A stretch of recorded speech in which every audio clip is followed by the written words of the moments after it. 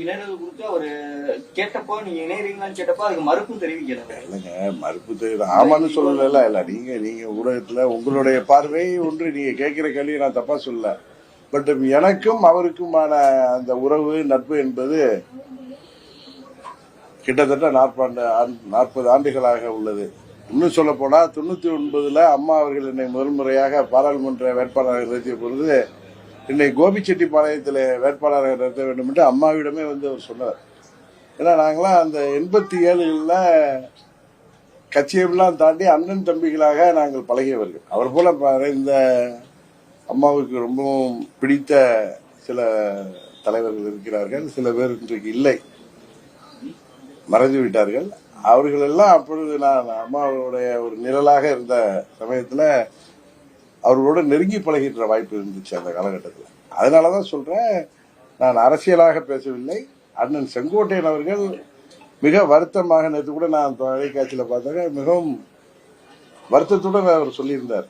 அதனால நாளைக்கு அவர் மீடியால என்னைக்கு பேசுறாரோ அதை தெரிந்து கொண்டு அதற்கு பிறகு நான் பேசுவதுதான் மரியாதையாக இருக்கின்றன. இப்போ சட்டமன்ற உறுப்பினர் இருந்து ராஜினாமா பண்ணது அதிமுகவுக்கு பின்னடைவா இல்ல அதிமுக ஒருங்கிணைப்பு குழுக்கு பின்னடைவா?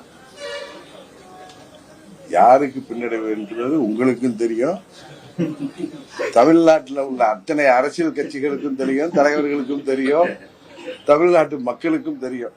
கரெக்டு தானே? அதுதான் உண்மை. துரோகத்தை வீழ்த்துவதற்காக அவர் கட்சியிலிருந்து நீக்கப்பட்ட பிறகு எங்களோடு பயணித்துக் கொண்டிருப்பவர்கள், இன்னும் அண்டர்லைன் பண்ற, எங்களோடு பயணித்துக் கொண்டிருப்பவர். கரெக்டா? அதனால அவர் ஒரு முடிவு. ஏன்னா 2 நாட்களுக்கு முன்பு கூட 23ஆம் தேதி நினைக்கிறேன் ஞாயிற்றுக்கிழமை ஈவினிங் கூட என்னை வந்து சந்தித்து என்னோட பேசி இருந்துட்டு சென்னைக்கு வந்தா என்ன இந்த 2-3 மாதங்கள்ல சந்தித்து விட்டு செல்வார்.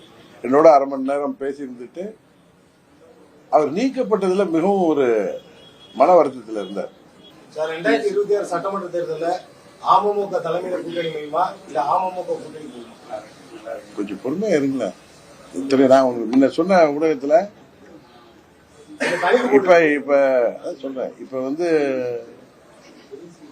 4 முனை போட்டி இருக்கு. நீங்க எல்லாம் எதிர்பாராத திருப்பங்கள்லாம் ஏற்பட்டு புதிதாக